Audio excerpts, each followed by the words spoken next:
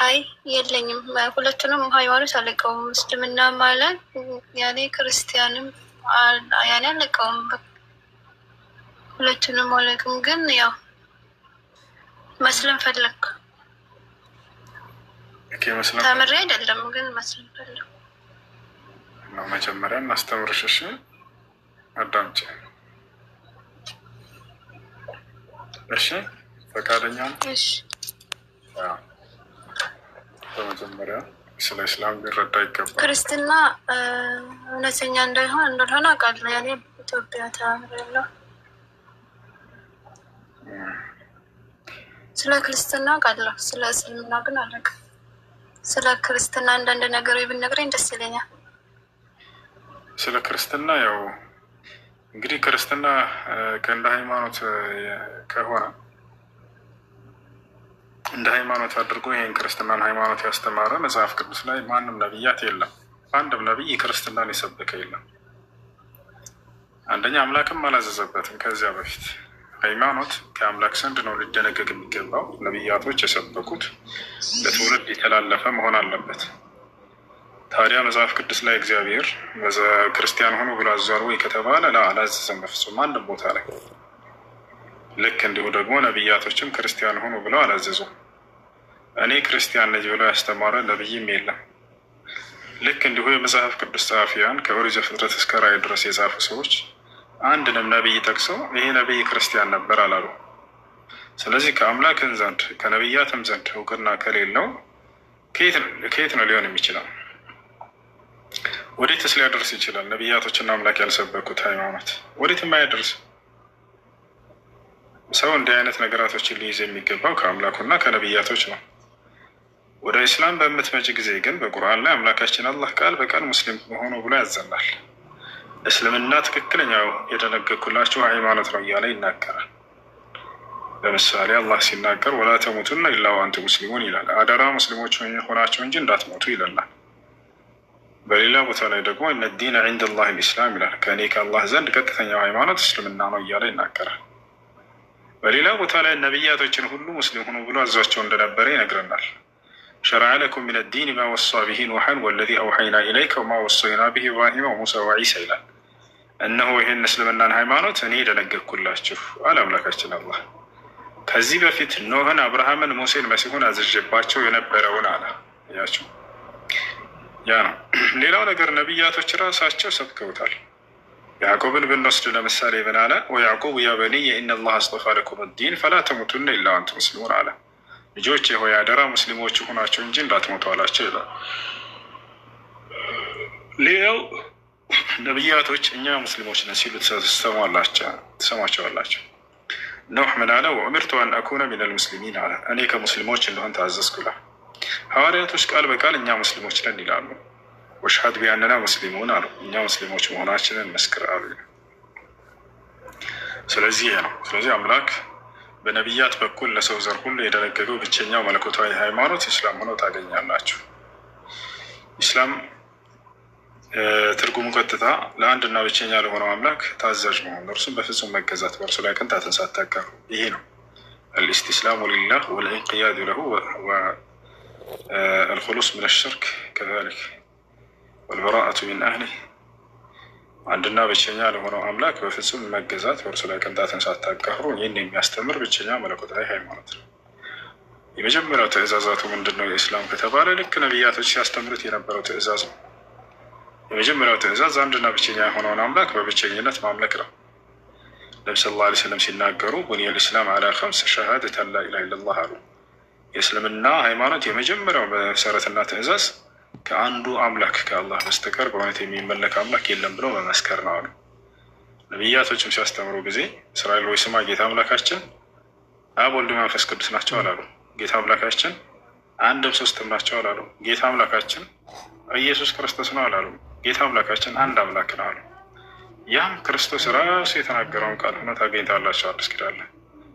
ክርስቶስ ለዚያ ለአንዱ አምላክ ብቻ የሚሰግድና ያንን አንዱን አምላክ ብቻ የሚማጸን ነበረ።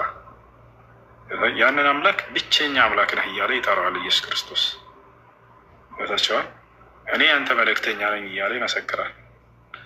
ስለዚህ ይህን ይመስላለሽ። እሺ አመሰግናለሁ። ስለ እስልምናውን ባለፈው ነበር ያሰብኩትና ከዛ በውስጥ ምናምን መስለም ፈልጋለሁ ያልኩኝ እንዳለ ውሀብያ ከሆንሽ አሰለምሽ ምናምን ብለውኝ እና ውሀብያ ሁሱ ቀን ከሰለምሽ አጣይ ሆነ ምስልምና ሻሉኝ። ከዛ ተውኩት። አሁን ደግሞ ያው ከአንተ መስማት ስለፈለኩኝ መጣ። መስለም ከፈለኩ ቆይቻለሁኝ። በስ መልካም። ስለዚህ አስረዳኝና አስልመኝ። ችግር የለም። እሺ ውሀብያ የሚባል ለመሆኑ ዋንጃ አለው ወይንስ የለም? እውነታ ነው ወይ ይህ ነገር ወደሚለው እንምጣ። ማንን አስበው ነው ውሀብያ ሲሉ ጊዜ? ውሀብያ ሙሐመድ ብን አብዱልወሃብ የሚባል ሰው ነበር። በሳዑዲ አረቢያ ላይ የነበረ ሰው ነበር። እጅግ በጣም ታላቅ አሊም ነው። ታቻለ ያ ሰው በዘመኑ ሲሰሩ የነበሩ ሽርኮችን፣ ቢድዓዎችን ተመለከተ። ከእስላም ጋር የማይስማሙ የሆኑ ትምህርቶችን፣ ከአላህ ውጭ ሌላን አካል ሙታኖችን መጣራት ይመስል ወልይ ናቸው ነቢያት ናቸው በሚል ይህንን ክህደትና ሽርክ ባየ ጊዜ ለማስተባበል ቆመ በቻለው አቅም። ይህ ባዕድ አምልኮ ነው ተጠንቀቁ ብሎ ሰዎችን አስጠነቀቃቸው። ገብተሻል አይደለ? ይሄን ባደረገ ጊዜ አዲስ መንገድ ይዘረጋ ነው ውሀብያ የሚባል መንገድ ብለው በሱ ላይ ዋሹበት። ያ ሰው ምንም ያመጣው አዲስ ነገር የለም። ገብተሻል? ይልቁንስ እንዳውም የነቢያትን መንገድ የሰሃቦችን መንገድ የእነዚያ ነው ያደሰው። ለሰዎች ሲሰሩ የነበሩ ሽርኮችንና ቢድዓዎችን በአላህ ላይ ማጋራትን ይመስል ከአላህ ውጭ ሌላን አካል ሙታንን መጣራትን ይመስል ይሄን ያስተባብልባቸው። ይሄን ለምን አደረገ ብለው ከሱ ከሰውየው ሰዎችን ለማስበርገግና ለማሸሸት የቀጠፉበት ቅጥፈት እንጂ በፍጹም እርሱ አዲስ ነገርን ይዞ የመጣ ሰው አይደለም። ይህ ነው። እሺ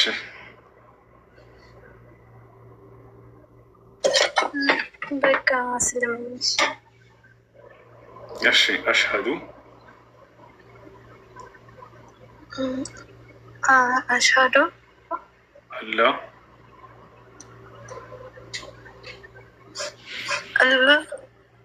ኢላሃ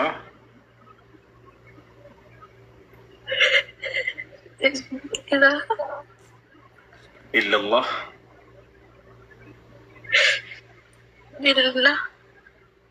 ወአሽሀዱ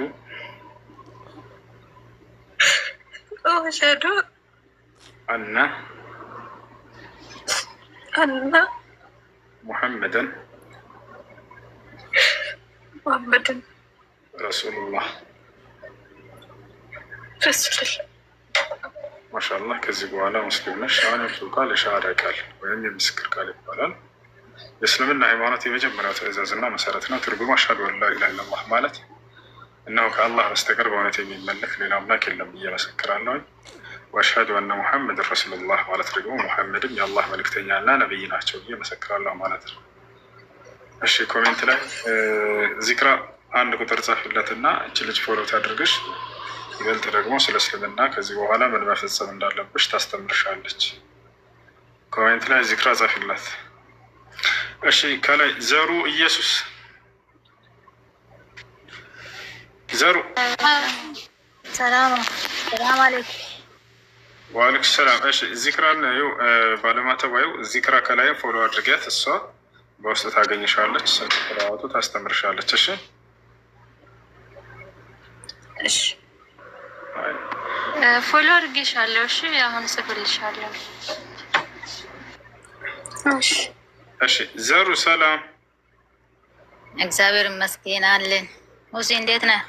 አለሁ። ደህና ነሽ? ደህና ነኝ እግዚአብሔር ይመስገን አለን አልሐምዱሊላህ። እሺ አይ አንዳንዴ ታች ሆኜ የምሰማለሁ። ከዛ እኔ በፊት ሙስሊም ነበር። እሺ ሙስሊም በደንብ ሙስሊምና ሳይጨርስ ክርስቲያን ሆኛለሁ። ክርስቲያን ሲሆን ደግሞ ክርስቲያን ውስጥም እየተማርኩ ነው። አንቴ ጋርም እየመጣሁ እየሰማሁ ነው። እኔ ጥያቄ ልጠይቅ ብዬ ነው። ጠይቅሽ። ቁርአን እኔ በፊት አላባ ነው ያደግኩት። ሳያውቀው ቁርአን ከሰማይ ነው የወረዱ ይላሉ። እሺ እውነት ነው። ቁርአኑ ከሰማይ ነው የወረደው። ቁርአን ሲወርማ ክርስትና ከኋላ ነው የመጣው። እስልምና ቀድሞ ነው የነበረው። ቁርአኑ ከሰማይ ነው የወረደው። ካልመለስልሽ አዳምጪ። እሺ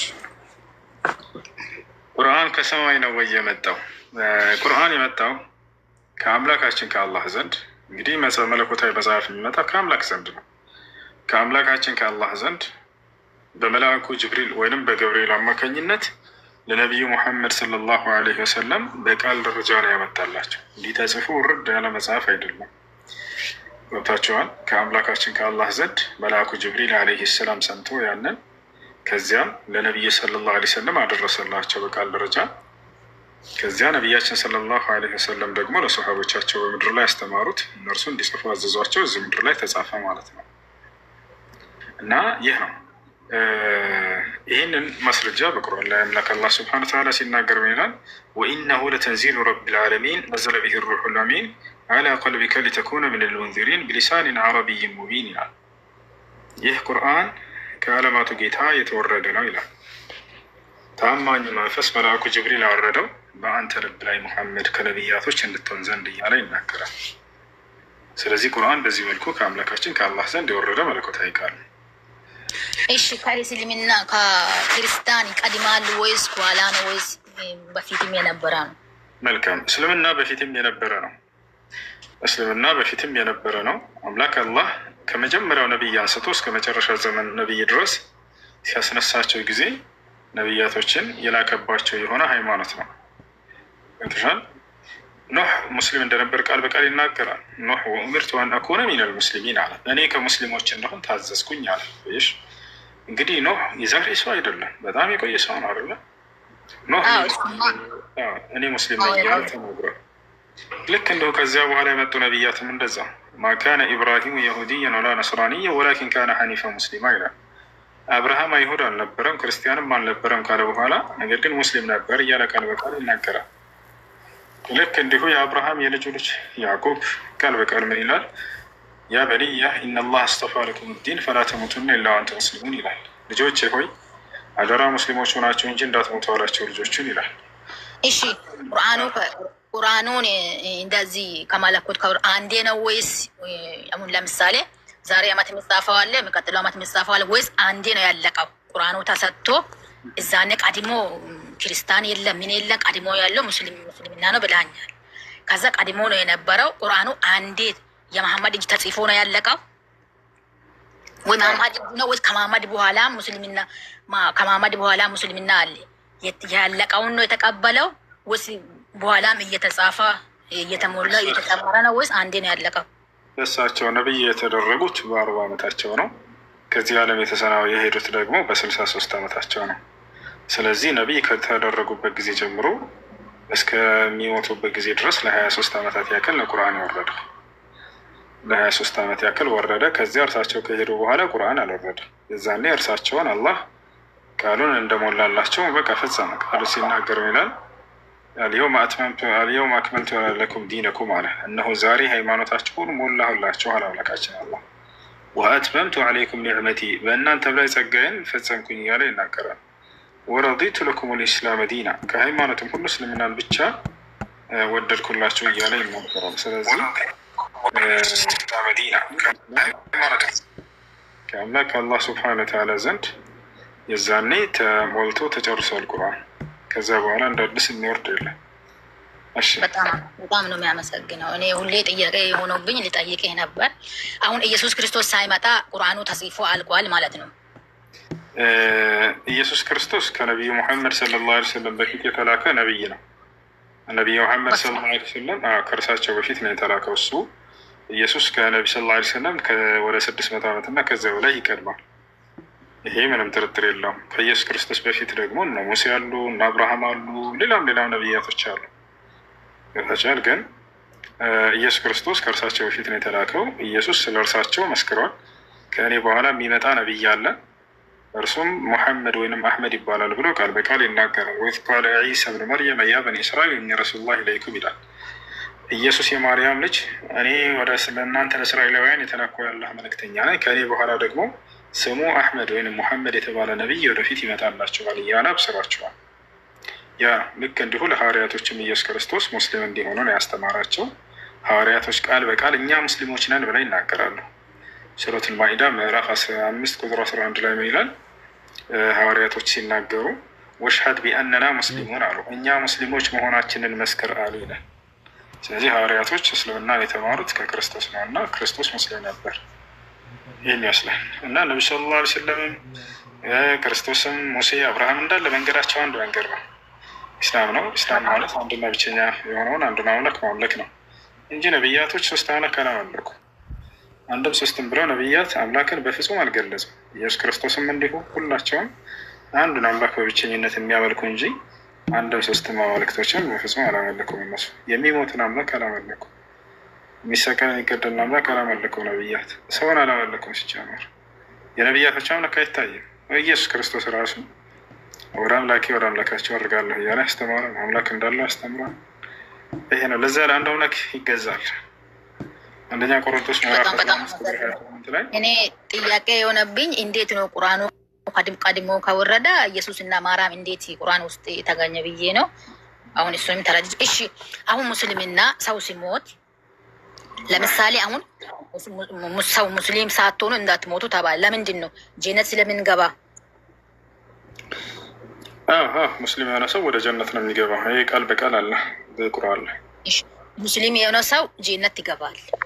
እሺ ጀነት ሲገባ ጀነት ምንድን ነው? ለምሳሌ አሁን ጀነት ሆኖ ሰው በቃ ጀነት ነው የሚቀመጠው፣ ከዓለም ተለይቷል ማለት ነው። ከአላህ ጋር ነው የሚሆነው ማለት ነው።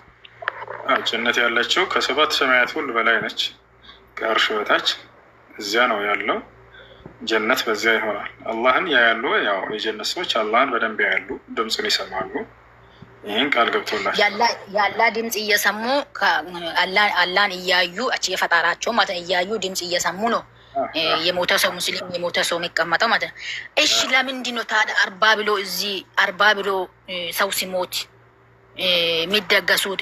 ደግሞ ቡና እዚህም እየጠጣ የሞተውን ለምንድን ነው ቡና ሲያቀርቡ የሞቱት ቅድመ አያት ሳይቀር ለምንድን ነው ስማቸውን እየጠሩ ጀባ ብሎ የሚሉት? ለምንድን ነው? እኔ አሁን ላባ ያደኩበት ሁሌ እንደዚህ ነው የሚደረገው። የሞተ ሰው እዛ አላህ ጋር ካለ እዚህ ትቶ የሄደውን ለምንድን ነው የሚነግሩት?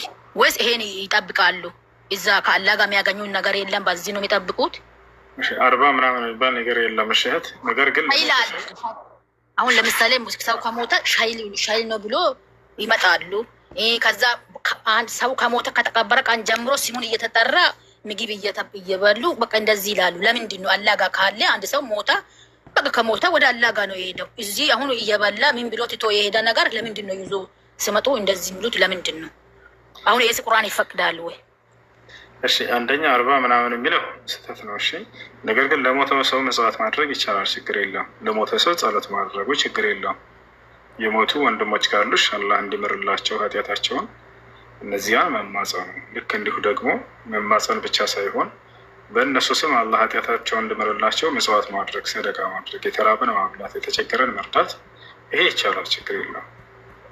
እሺ እሱ የተቸገረ መርዳት መሬት ላይ ያለውን ሙስሊም ተባብሮ ማድረግ ይችላል። አሁን ለምሳሌ የሞተ ሰው አላህ ጋር አለ አልክ፣ አላህ ጋር አብሮ ነው ያለው። አሁን ሙስሊም ከሆነ የሞተ ሰው አላህ ጋር ጀነት ነው የሚገባ አልክ። አሁን ለምንድን ነው እኛም አሁን የሞተ ሰው ለምን ይለመናል? ወንድሜን ጀነት አድርገው አሁን አልገባም ማለት ነው፣ ጥርጣሬ ውስጥ ነው ማለት ነው። አሁን እኛ እንደዚህ ብላ ለምሳሌ እኔ እናቴ ሙስሊም ነበረች፣ በጣም ነው የሚወዳት፣ እስከዛሬ እያለቀስኩ ነው ያለሁት። አሁን ለምሳሌ እኔ ጀነት አርጋት እያልኩ ሁሌ ይለምናል። ለምን? ማግባቷን እርግጠኛ አይደለም ማለት ነው። እሺ እንደዚህ ከሆነ ሙስሊም ሆኑ ሳትሆኑ አትሞቱ የሚለውን ኮሜንት ሁሌ ያለው። እሺ ሙስሊም ከሆንኩ በኋላ ከሞትኩም ይሄት ካለን ትጸላለች ሁሌ አስገባት እያለች በምን እርግጠኛ ነን ታዲያ? ይሄ ከሆነ እርግጠኛ አይደለንማ። አዳምጪ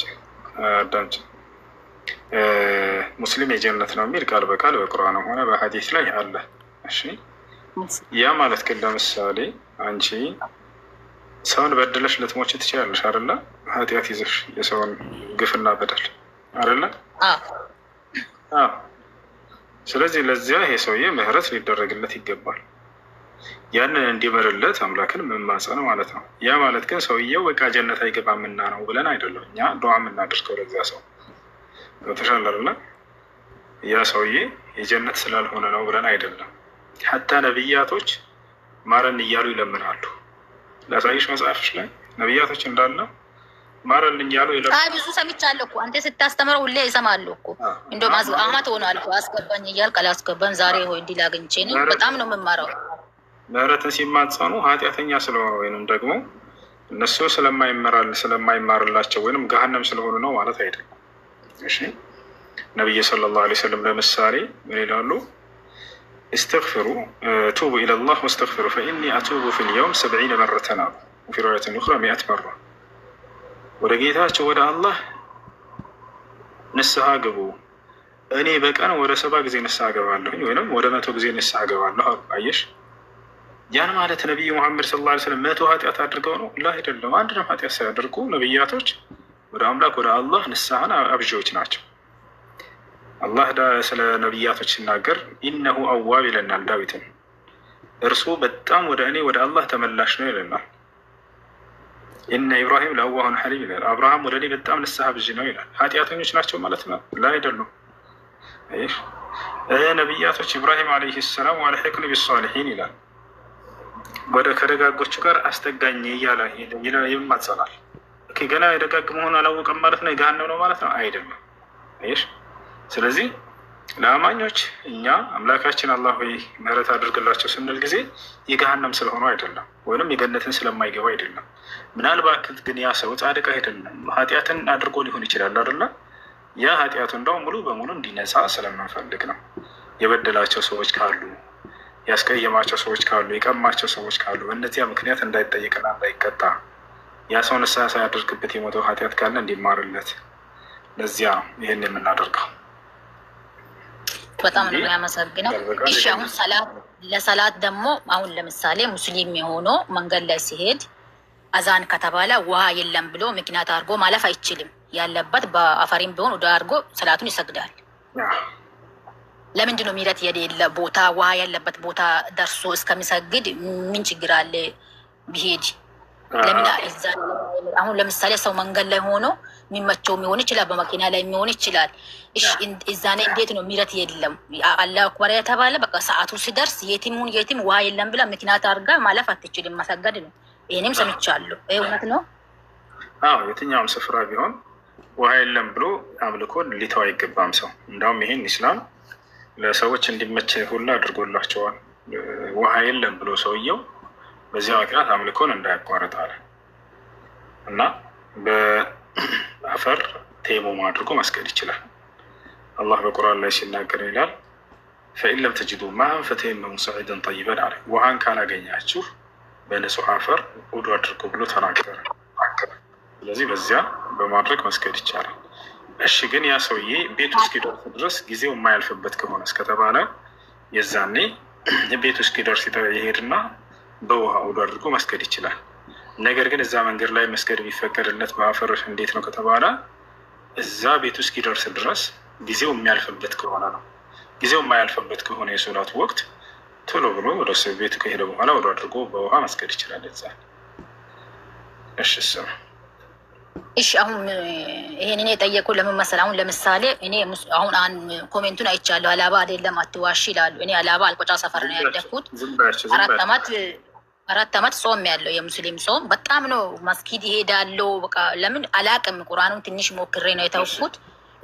መሰገድ ብቻ ነው እኔ ቆሜ ሰላቱን የሰግድ ብቻ ነው ማለት ቁርአኑን አላቅም። ግን ከዛ እኔ ይሄን ለምን ጠየቁ መሰለህ? አሁን አላህ መንገድ ላይ ስትሄድም ሰላቱ እንዳልፍ ቤት እስከምደርስ ብለህ ምክንያት አድርጋ አታልፍ ስገድ ከተባለ ቤት ውስጥ ከእስልምና እንድትወጪ ያደረገች ነገር ምንድን ነው?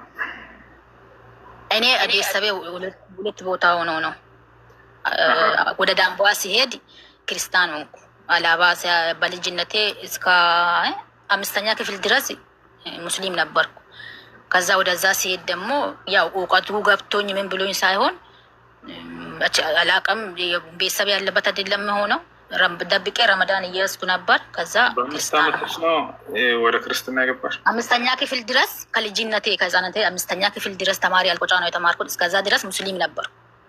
ለዛ ወደዛ ቤተሰቤ ጋር ደግሞ ሲሄድ አክስቴ ጋር ነው ያደግኩት አላባ ማለት ነው። ቤተሰቤ ጋር ሲሄድ ደግሞ ሁሉም ክርስቲያን ነው። ረመዳን ደርሶ ነበር። ደብቄ ረመዳን እያዝኩ ከዛ ክርስቲያን ናቸውና ክርስቲያን አረጉን። አሁን ይኸው ክርስቲያን ሆኜ ነው ያለሁት። ግን አሁን ለምን አላወቅኩም? አሁን እውነት ነው ውሸት ነው ሳላውቅ በቤተሰቦች ታላቅ ነው። እሺ ለማንኛውም ያ ነው። እሺ አሁን ጥያቄ አልጨረስኩም። ለምን አሁን ቤት ውስጥ ሆኖ ማለት ነው ስለሚያውቅ ነው አላባ ነው ያደግኩት። ሁሌ ሰው ቤት ውስጥ መንገድ ላይ አልራራም ሰላቱን ሲገዱ ከተባለ ቤት ውስጥ የስራ ምናምን ምክንያት ቢዚ ሆኖ ዋ እያለ የሚሰግደድ እያለ ስራውን አዝዞ ከተባለ እልፍ ላይ ታኝቶ ሰው ሰላት ያልፎ ወጣት አይደለም። አንድ ትቀጥያለሽ። ትንሽ ካለህ ሚዩትህን አንሳ። ትንሽ አለህ ከላይ እነምሽ መቅደም የትሽናሽ ሰላም አለይኩም። ወአለይኩም ሰላም አለው። ሰላም አለይኩም። ወአለይኩም ሰበካ ያረረ እሺ፣ አልሰማም። ይሰማል። ቀጥል። ከታች የሻህሪያ መቀበል የምትፈልግ ነበረች። እንዴት አስገባት ነበር? ቃል የምትለው አደበኛዋ ቃል የምትለዋለች። አደበኛዋ ቃል የምትለዋለች ያስገባት። ምናልባት እንትኗ የተቆለፈ መሰለኝ ቲክቶኳ ፕራይቬት ሆኖባታል መሰለኝ። ታስተካክለውና ትግባ። ታስተካክለው። እሺ፣ እስከዛ ድረስ መቅዲ መናገር ትችላለሽ። ሰላም ይሰማሻል? ቆይ አንዴ እኔ መዳም ያለች እና እስከዛ ሌላ ሲያወራ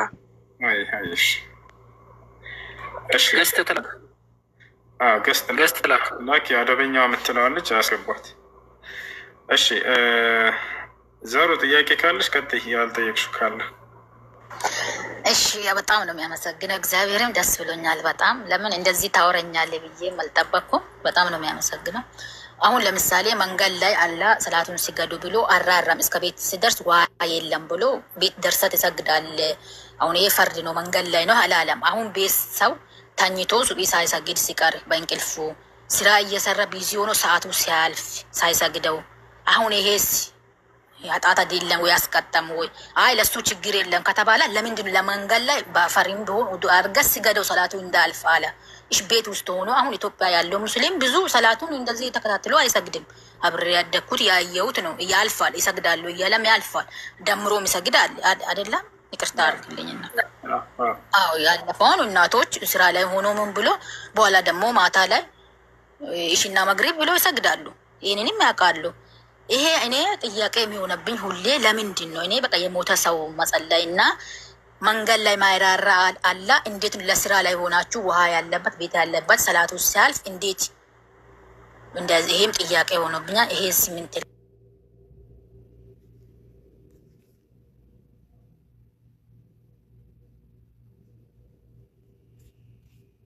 ላይ ሆና በቃ ሰላቱ ካለ አትለፈው ውሃ የለም ብለህ በአፈርም ቢሆን ስገድ ተባለ። ለምንድን ነው ያ ቃሉ እንደ ሰላት ጊዜ እንዳልፍ ማለት ነው።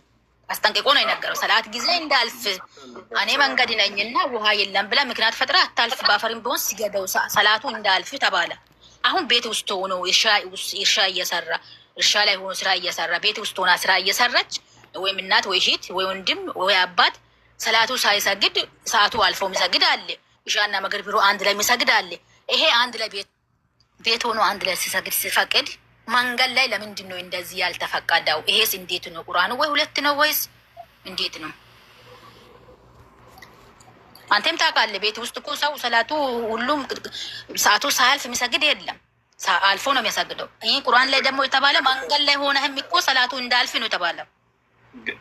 ሰዓቱ ሳያልፍ የሚሰግድ የለም አትበይ እንጂ ምን ሆነሽ ነው እኮ ሰዓቱ ሲያልፍ ነው የሚሰግደው እኮ። ሰዓቱ ላይ ኢትዮጵያ ያለው ህዝብ ሰዓቱን ጠብቆ የሚሰግድ የለም። ለምን? ሰዓቱ ሲያልፍ ወይም ደግሞ የደረሰ ይደርሳል ይሰግዳል፣ ያልደረሰ ደግሞ አሁን ኢሻና መግሪብ ብሎ አንድ ላይ ስለሚሰግድ አለ። ይሄ አንድ ላይ የሆነው ችግር የለም ወይ? ይሄ ከሆነ ደግሞ መንገድ ላይ ያለው ሰው ለምንድን ነው ቦታውን ደርሶ ታጥቦ እስከሚሰግድ ለምን አልተፈቀደለትም? ለምን በአፈሪም ቢሆን ሲገድ ለምንድን ነው የተባለው? ይሄ ነው የኔ ጥያቄ። እንዳም ቤትህ ካልሆነ እንዳትሰግድ ቢባል ነው ይሄ ነገር ስህተት ሊሆን የሚችለው እኮ ወገናችን። አስተውይ ወይም ቆም ብለሽ አምልኮ በቤትህ ሂደህ ካልሆነ በስተቀር እንዳትሰራ ቢባል ስህተት ነበር የሚሆነው። አየሽ፣ አምላክ ግን ምን አለ? የትም ስፍራ ብትሆኑ አምልኮ ፈጽሙ አለ። ይሄ እኮ ስህተት አይደለም። ይሄ ሊያስተችም የሚችል ትችትን የሚያስነሳ ነጥብ አይደለም። እንደሚወደስበት ነው አምላክ በዚህ ነገር የትም ስፍራ ሆናችሁ እኔን ተገዙ ችግር የለውም ቢል ይሄ ነው ትክክለኛ ተሻላራ። ስለዚህ ነቢ ሰለላሁ ዐለይሂ ወሰለም ምን አሉ? ጁዒለት ሊየል አርዱ መስጂደን ወጠሁራ አሉ።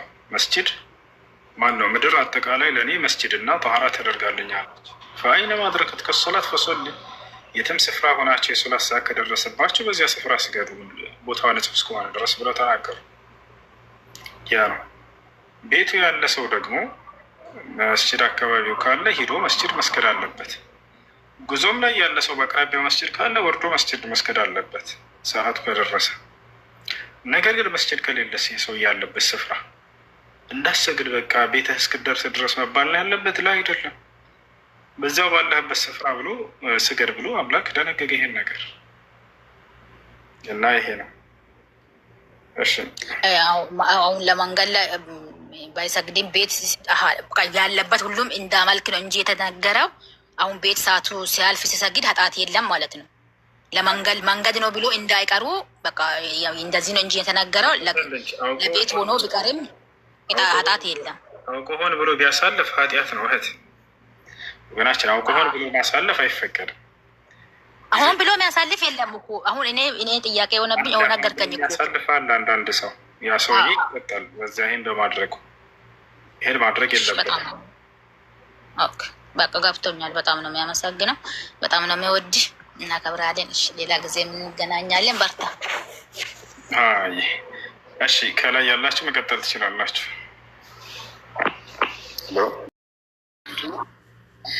ነቢያቶች እስልምና ሰብከዋል። እስኪ ለምሳሌ ኖህ፣ አብርሃም፣ ኢስሐቅ፣ ኢየሱስ ክርስቶስ፣ ሙሴ፣ ሁላቸው እነዚህ ሁሉ ነቢያት ስለናንሰ ቅዱሳን ነቢያት አላህ የሚባል አምላክ ከአርሽ በላይ የተቀመጠ በገነት መጋባትና መዳራትን የሚፈቅድ ሁለት ቀኝ እጅ አለው። መጀመሪያ ጨርስ ተመለሰልህ። የመጀመሪያ መለስክልኝ እኮ። በዛ አንጻር ደግሞ ነቢያቶች ክርስትናን ሰብከው ነበር በሚገባ ማስረጃ። አንድ ነቢይ ክርስቲያን ሆኖ ብሎ ያስተማረ ሊጨርስልህና መጀመሪያ ጨርስልኝ፣ ከዛ ወደ አንተ መጣ። ይህን ጨርሰን ስለ ሃይማኖት እንጨርስና ከዚያ አስተምሮታቸው ምን ነበር ወደሚለው እንሄዳለን። ከነቢያቶች ክርስትናን የሰበከ አለ ብለሃል። ማስረጃ ብቻ። አንድ ነቢይ ክርስቲያን ሆኖ ብሎ ያስተማረ፣ አንድ ነቢይ ክርስቲያን ሆኖ ብሎ ያስተማረ፣ ክርስቲያን ሆኖ ያስተማረ ለምሳሌ የሰበከ አንድ ነቢይ እኮ የሐዋርያት ሥራ ምዕራፍ 11 ላይ ምሳሌ በአንጾኪያ ቤተ ክርስቲያን ክርስቲያን ነቢያት ነው ያልኩት እና አብርሃም እነ ሙሴ እነዚህ ሁሉ ከነቢያቶች መካከል ክርስቲያን ሁሉ ብሎ የሰበካለህ? አዎ ሞልቷል።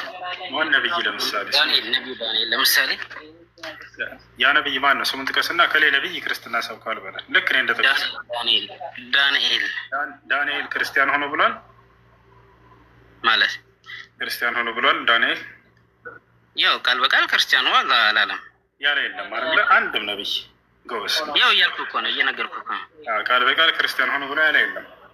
ግን አይ ለምሳሌ የተባለበት ቦታ ለምሳሌ ስለዚህ ነቢያቶች ክርስትናን ካልሰበኩ ከክርስትና ጋር የሚያያዛቸው ነገር የለም ማለት ነው። ጌታ ለምሳሌ እኛ ክርስቲያን የሆንበት ምክንያት አለ። ለምንድነው ክርስቲያን የሆንከው? እግዚአብሔር አዞህ ነው ወይንስ ነቢያቶች? መልስ። ክርስቲያን ሁሉ ስለተባለ እግዚአብሔር ክርስቲያን ሆኖ ብሏል። የሐዋርያት ሥራ ምዕራፍ 2 ቁጥር 26 ላይ ምን አለ? በአንጾኪያ ቤተ ክርስቲያን የክርስቶስ ተከታይ ደቀ መዝሙር ስለሆነ የክርስቲያን ተባሉ ይለናል። ክርስቲያን ሆኖ ያለበትን ቦታ ነው። ክርስቲያን ተብለዋልማ ተብለዋል። እነማን ናቸው? ከተባሉ ነው። ክርስቲያን ሆኖ ያለው እግዚአብሔር ነው ወይ? ያ ማለት ክርስቲያን ማለት እኮ በክርስቲያን ደቀ መዛሙርት መሆን ማለት ነው አይደለ?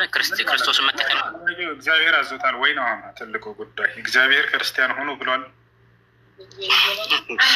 ይኸው ስለተባለ አይደል መጽሐፍ ላይ የተጻፈው። ማን ያላቸው እዚህ ሀገር ክርስቲያን ያላቸው ማን ነው? እግዚአብሔር። ኢየሱስ ክርስቶስን ልክ እንዲሁ ክርስቲያን ሆኖ ብሎ አላስተማራቸውም። ማን የዛኔ ክርስቲያን ያላቸው? እነዚያ ሰዎች በአንጾኪያ ቤተክርስቲያን ተሰብስበው ክርስቲያን ተባሉ። ከተለያዩ ቦታ ይመጡ ስለነበረ ባዩ ማን ነው? ክርስቲያን ብሎ የተናገራቸው ማን ነው? እግዚአብሔር ጳውሎስ ነው ክርስቲያን ብሎ የተናገራቸው እዛ። የክርስቶስ ደቀ መዛሙርት እንደሆነ ያዘዛቸው እሱ ነው። አንደኛ ጳውሎስ ከነቢያት አይደለም። ጳውሎስ ነብይ ነው? ሐዋርያ ነው እሱ። በጣም ጥሩ። አይ ነብይ ነው። እኔ ደግሞ ሀሳቤ ልቀይር። በቃ እዚህ ጳውሎስ ነብይ ነው። ማስረጃ ስጠህ ይችላል።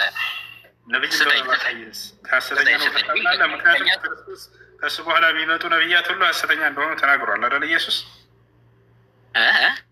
እሱ ነብይ እኮ አይደለም። ስለዚህ ሐሰተኛ ነው ማለት ነው ጳውሎስ አይደለ?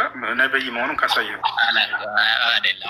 እንግዲህ አሁንስ ኢየሱስ ክርስቶስ ከኔ በኋላ ሐሰተኛ ነብያት ናቸው የሚመጡት ብሎ ተናግሯል። ማስረጃ እንጨርሳ። ኢየሱስ ክርስቶስ ከእርሱ በኋላ የሚመጡት ሁሉ ነብያት ሐሰተኛ ናቸው ብሏል አላለም? መረጃ የለኝም አለም አላለም ማለት አይችልም።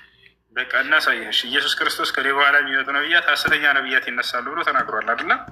እሱና መጽሐፍ ቅዱስ ይዛል አቡበክር። መጽሐፍ ቅዱስ ማስረጃ እሱ የኛ መጽሐፍ ነው። ከአንተ ላይ ላሳይ። እንደ ጳውሎስ ከኛ ጋር ምን ይሰራል? ኖ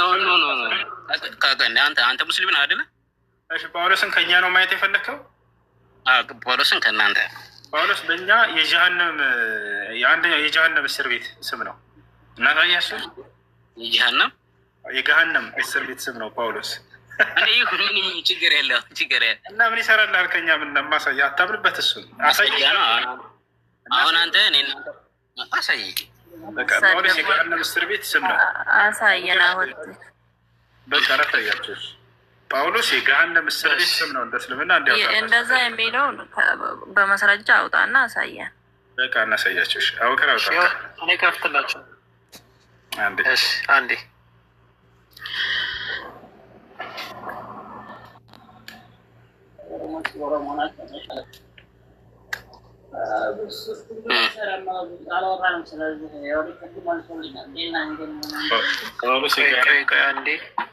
እስር ቤት ስም ነው። ጉርበታዊ ነው።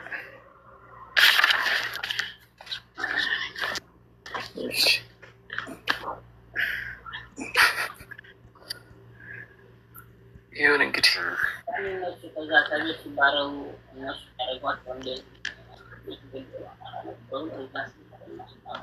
ሐዲሱን ልንገርህ አቡበክር። ቆይ ቁጥሩ አለኝ እንትን አንድ በፋይል ይዞ ስለነበረ ጠፍቶብኝ ነው። አንዴ ብለህ ጻፍ። يحشر المتكبرون يوم القيامة كأمثال الذرة فيقون إلى جهنم يقال إلى سجن جهنم يقال له بولس ኩራተኞችና ትዕቢተኞች የትንሣኤ ቀን ልክ እንደ ብናኝ አቧራ አክለው ይቀሰቀሳሉ አሉ ነብዩ ሰለላሁ ዐለይሂ ወሰለም። እነዚህም ወደ ገሃነም ይመራሉ። እዛ ጋር የምናገረው እንዳንተ ሳይሆን ውሸተኛ ነብዮችን ነው የሚለው። ተረጋጊ፣ ቀስ በይ። አታዚዘኝ። ተረጋጊ፣ ቀስ በይ። ሰው ያወራና ታርካችሪያለሽ። ትልኛ አይደለሽ እንዴ? ታወሪያለሽ። አብሽሪ፣ ጊዜ እንሰጥሻለን። ያው ነብዩ ሰለላሁ ዐለይሂ ወሰለም ምን አሉ? يحشر المتكبرون يوم القيامة أمثال الذرة ነው። ቆይ ተረጋጋ።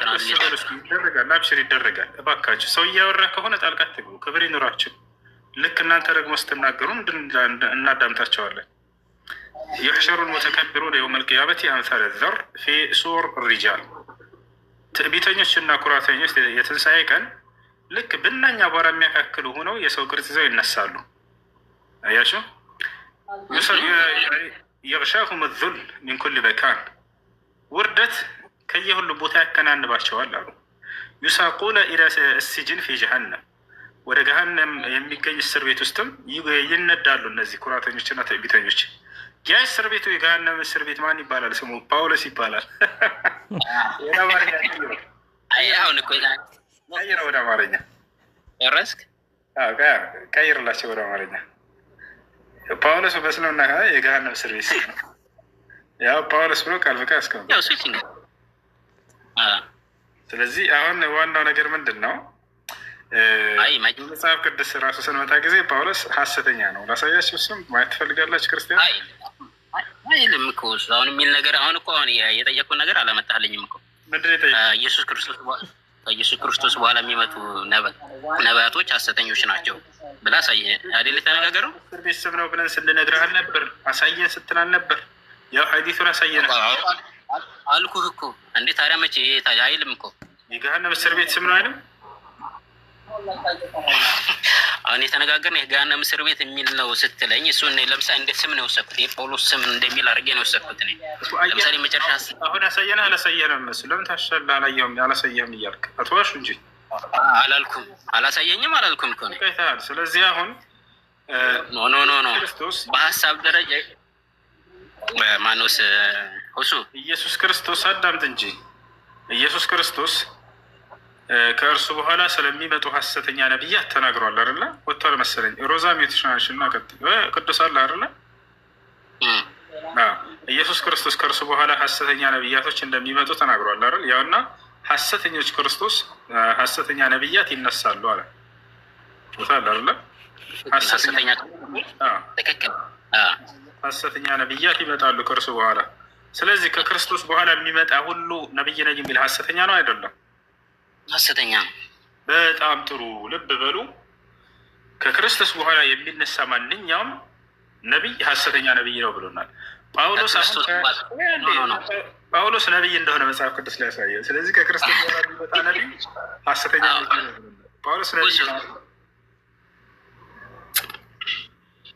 ጳውሎስ ነቢይ ነው አይደለም? ቅዱስ አንተ እኮ ትልቅ አስተማሪ ነው አይደል? አንተ ትልቅ መምህር ነው። እባክህ ጳውሎስ ነቢይ ነው አይደለም? ነቢይ ነው። አንድ ቅድም ነቢይ አይደለም አላልክም እንዴ? ማ ጳውሎስ? እኔ ሐዋርያ ነው ያለው። እሺ ሐዋርያ ነው ነቢይ ነው? ሐዋርያ ነቢይ አይደለም? ነቢይም ነው። ነቢይም ነው ሐዋርያም ነው። እሺ ሮዛ ትክክል ነው ይሄ ልጅ ማለት በእኔ ሀሳብ ላይ ማንና ይመልሰዋል። እሺ ነቢይ ነው አይደለም? ጳውሎስ ነው ጥያቄው። ምክንያቱም ክርስቶስ ከኔ በኋላ የሚመጡ ነቢያት ሐሰተኛ ነቢያት ናቸው ብሏል አይደለ? ሐሰተኛ ነቢዮች ይነሳሉ ነው የሚለው እንጂ እንደ አንተ አይደለም የሚለው። በጣም ጥሩ። ስለዚህ ከክርስቶስ በኋላ ነቢይ ሊኖር ይችላል ማለት ነው። ሐሰተኛ ሐሰተኛ ናቸው ሁሉም። አሁን አልተግባባንም። አሁን አንደኛ እሺ ከክርስቶስ በኋላ ነቢይ ብለህ ታምን ነው የሳከምን? በግልጽ ከክርስቶስ በኋላ በጣም ጥሩ በጣም ጥሩ። ስለዚህ ማንኛው ከዚህ በኋላ ምን ይሉ ነበር መሰላቸው? እስከዛሬ ክርስቲያኖች ነቢይ መሐመድ ከክርስቶስ በኋላ ነቢይ ነኝ ይላል፣ ግን ከእኔ በኋላ ሐሰተኛ ነቢያት ናቸው የሚነሱት ብሏል ኢየሱስ ክርስቶስ። ከእርሱ በኋላ ነቢይ የለም፣ አምላክ የነቢያትን ሁሉ መፈጸሚያና መደምደሚያ አድርጎታል ኢየሱስ ክርስቶስን ብለው ይናገሩ ነበር። ነገር ግን ዛሬ ስህተት መሆኑን ቅዱስ አመነ። ምክንያቱም ከክርስቶስ በኋላ ከክርስቶስ በኋላ ነቢይ እንደሚመጣ አመናችሁ ማለት ነው አይደለ? ማን ነው የሚመጣው? ነቢይ ስሙ ማን ነው? ከክርስቶስ በኋላ ነቢይ ያለ ብላችሁ ተቀበላችሁ። አሁን በቃ አይደለም። ማን ነው እሱ? ሳይጻፍ ነው ከክርስቶስ በኋላ ነቢይ ያለ የለም። አውጣና ሳየና ያልተጻፈው ምን ታነብው? የተጠየቅሽ እኮ ነው ሸጊቱ። ይኸውልሽ ከክርስቶስ በኋላ ነቢይ ያለ የለም። የአንተን ሀሳብ ለመቅጣት የለም። የኔን ሀሳብ ሳይሆን የራስን ሀሳብ እንድትመልስ ነው ፈልገው። የለም አይ ነቢዩ መሐመድ የምታካትት ከሆነ የለም። አልጠየቅኩም ስለ ነቢዩ መሐመድ። ከክርስቶስ በኋላ ስለነበር እኮ ነው። ከክርስቶስ በኋላ ነቢይ ያለ የለም። በአንተ እምነት የለም አይደለ? ጳውሎስ ነቢይ እንደሆነ አሳየውና ነቢይ የለም ብሏል። ጳውሎስ ሐሰተኛ ነቢይ ነው ማለት ነው አይደለም? ነቢይ የለም አልከን እኮ አሁን ማለት ከክርስቶስ አይደለ? ለምን መሰለህ ሁሱ እንደዚህ የተደነጋገር ነው። ሀሳባችን የተወጣጣ ሀሳብ አይደለም። ብዙ ቦታ ነው የምንረቀው። እኔ የጠየቅኩት ጥያቄ ላይ ነው የምትመልሰው መልስ ሌላ ነው። ምን አገናኘው አንተ የምትጠይቀውን ጥያቄ? አሁን እየተጠየቅክ ነው። ከክርስቶስ በኋላ ነቢይ ያለው ያልኩህ የለም አልኩህ። እኔ እኮ ነው የጠያቄ እኔ ልጠይቅ እኮ ነው የገባሁት። ያንተን ጥያቄ እንሰማለን፣ ችግር የለውም ትጠይቃለህ። ለምን ችግር የለም ማለት ከክርስቶስ በኋላ ነቢይ ያለ የለም። አሁን መልስ በቃ አይተው። አሁን ጳውሎስ ነው በጳውሎስ አሁን ሌላ ነገር ከምናገር ነገር እኮ ተነጋገረን። ከክርስቶስ በኋላ ነብይ የለም ብለህ ነብዩ መሐመድ ልታካትል። ነብዩ መሐመድ ደግሞ በእኛ በኩል ሲጀመር ነው እርሷቸውን ከጳውሎስ ጋር የምትጠይቀውን መልስ። በክርስቶስ በኋላ ነብይ ያለ የለም እንደ ክርስትና አስተምህሮ። በቃ አለፈው ይሄን ጥያቄ። እሺ ለምን ነው የማልፈው? ከክርስቶስ በኋላ ነብይ ያለ የለም። ከክርስቶስ በኋላ በቃ አለፈው እኮ አልኩህ። ከክርስቶስ በኋላ ነብይ የለም። በጣም ጥሩ ጎበዝ። ከሱ በቀር ሌላ ማንም የለም። በጣም ጥሩ። ስለዚህ ከክርስቶስ በኋላ ማንም ሰው ነብይ ተብሎ ቢነገር ሐሰተኛ ነው አይደለ? ሐሰት ነው። ጳውሎስ ነብይ ነው ይላል መጽሐፍ ቅዱሳችሁ። ምን ትላላችሁ? በዚህ ወራት ምን ይላል? ያውና በዚያም ወራት ይላል ጳውሎስ ነብይ እንደሆነ መጽሐፋችን ያሳያችሁ ነው። ስለዚህ ጳውሎስ ሐሰተኛ ነብይ ነው። ተበላችሁ። በዚያም ወራት ነብያት ከኢየሩሳሌም ወደ አንጾኪያ ወረዱ አለ። ምኖች ነቢያት ከአንጾኪያ ወረዱ፣ ወደ አንጾኪያ ወረዱ። ከእነርሱ አጋቦስ የሚሉት አንድ ሰው ተነስቶ በዓለም ሁሉ ታላቅ ራብ ሊሆን እንዳለው በመንፈስ ተመለከተ። ይህም በቀላዲዮስ ቄሳር ዘመን ነው ይላል። ሌላ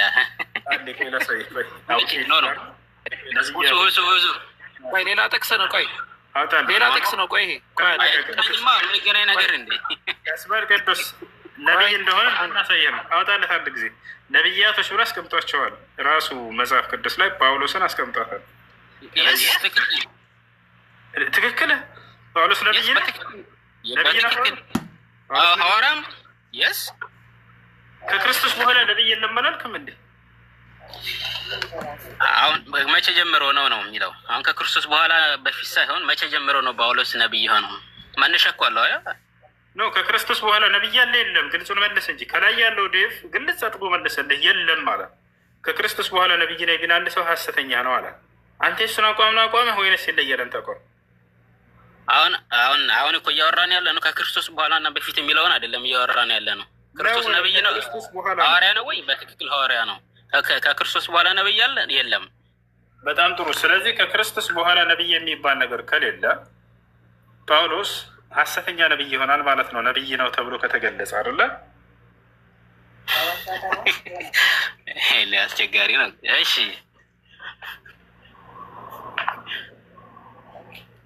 ምን ይሻላቸው? ዴቭ አንተም የተናንሳ ለምን ወደ ጥያቄ አንገባም? ውስም ምንም የምትናገረው የገባህ አይደለም። ራሱ አይደለም ምን የምናገረው እንዳይገባ ነው ያደረከው እኮ አንተ እኮ ነው። ጥያቄ ምንድን ነው?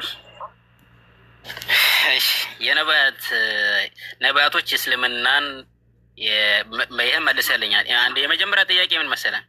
ቅዱሳን ነቢያት አላህ የሚባል አምላክ አርሽ ላይ እየተቀመጠ በገነት መጋባትና መዳራት የሚፈቅድ ሁለት ቀኝ እጅ ያለው አምላክ የተጠቀሰበት ቦታ አለ። ታምናለህ? በዚህ አስተምሯል። ከዛ ብቻ አይደለም ሰዎች የሚደበድቡት የሚያሰቃይትን አምላክ ነው የሰበኩት ነቢያቶች ብለህ ነው አንተ የምታምነው? አላልኩም። እኔ ጥያቄ ኃይለ ቃላትን ነገር መሰረት ልገልጽልህ እኮ ላሳይህ ነው። እየወረደ ምድር ላይ እነ ያዕቆብ ሲፈልጉ ይደበድቡታል። እንዲህ አይነት ነቢይ ነው የሰበኩት ነቢያት። ልክ ያዕቆብ ደብድቦታል እግዚአብሔር። ታውቃለህ አይደለ? አሁን ራስን ማስረጃ አስከብርና ከዛ ደግሞ እሱን ትጠይቀኛለህ እኮ። ላሳይህ ነው። በዚህ ታምናለህ?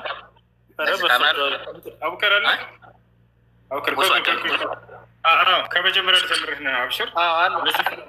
ባትሪ ልዘጋ ስለሆነ 5 ነው ያለው 4 እያለ ነው። ቆይ አንዴ። በዙፋኑ ላይ የተቀመጠ አምላክ ነው ወይ ሲያመልኩ የነበሩት ነብያቶች እያለ ነው። በመጽሐፍ ላይ ላሳይህ ነው። እሺ፣ በዙፋኑ ላይ የተቀመጠ አምላክ ሲያመልኩ እንደነበረ አላልኩም። ሁሱ ብለሃል። ለምን ታሻለህ? ወላሂ ብለሃል። በጥያቄን እንዴ? ጥያቄን በስርዓት አድምጠኛ። በአርሽ ላይ የተቀመጠ ብለሃል። አላልኩም ብለሃል። ለምን ታሻለህ? ቅዱሳን ኧረ በአላህ ውስጥ እንዴ ምን ሆነ ነው? ቅዱሳን በአርሽ ላይ የተቀመጠ አምላክ ያመልካሉ የነብያቶች ብለሃል። ለምን ታሻለህ? ኖ ያልኩበት እሱማ ትክክል ከሆነ ግን ሁለት ቀኝ እጅ አለው። በመጽሐፍ ላይ በአርሹ ላይ እንደተቀመጠ እግዚአብሔር ላሳየህ ነው። ነብያት ብላ ምንድነው ታሳየኝ እንዴ? እስልምና የነቢያት ሃይማኖት ነው አላልከኝም? ከምንድን ነው የፈለግከው አንተ እንድናሳይ? አሁን ነቢያት እስልምናን አስተምረዋል ብልሃል አይደለ? እነዚህ አሁን ከነቢያት ለምሳሌ ሁለት ቀኝ እጅ አለው በአርሽ ላይ እየተቀመጠ መዳራትና መጋባትን የሚፈቅድ በቁርአን ላይ ማስረጃ ሳየኝ አልኩ። በቁርአን እሺ፣ በቁርአን ብቻ ነው የምታምነው? ከመጽሐፍ ቅዱስ ላሳይህ ስለሆነ ነው። ይሄ ሁሉ የፈቀደበት አምላክ መጽሐፍ ቅዱስ አንተ መጽሐፍ ቅዱስ ይሄኔ ስለሆነ ለአንተ ነው ጥያቄ ማቀርበው። ከስለ ቁርአን አሳየኝ። በጣም ጥሩ። አምላክ አላህ ስብሐነሁ ወተዓላ የነቢያቶችን አስተምሮ ሲገልጽ ጊዜ ዋናውና መሰረቱን የሆነውን ገለጸ። እርሱም ምንድን ነው? የመጀመሪያው አስተምህሮ የትእዛዛት ሁሉ ፊተኛይቱና መጀመሪያይቱ እስራኤል ሆይ ስማ ጌታ አምላካችን አንድ አምላክ ነው የሚለውን የእስራኤላውያን ነቢያቶች ሁሉ ይህን ሰብከው እንደነበር ያስቀምጠዋል።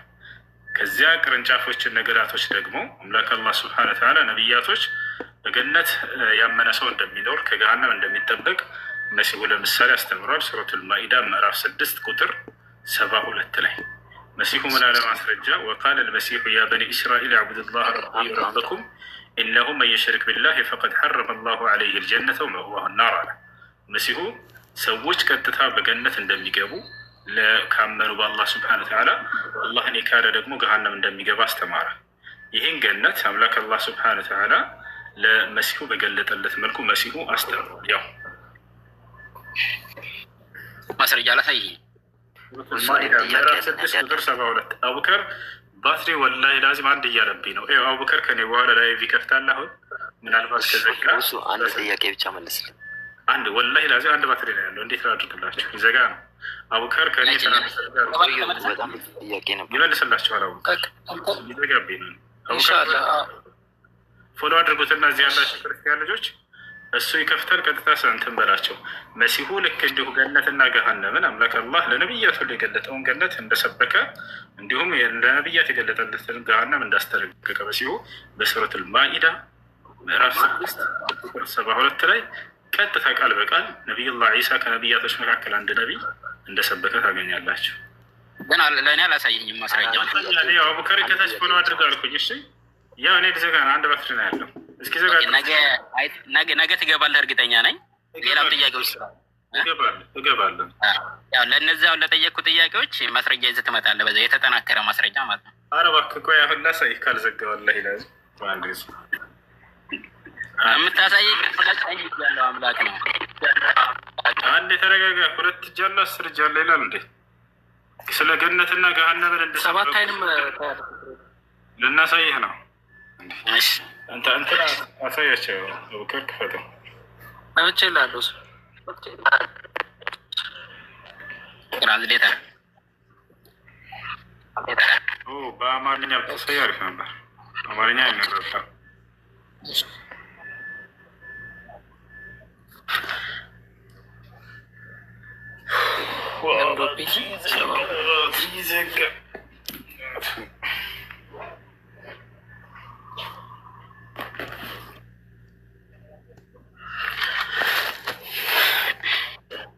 ያው እዚህ ጋር ተመልከቱ።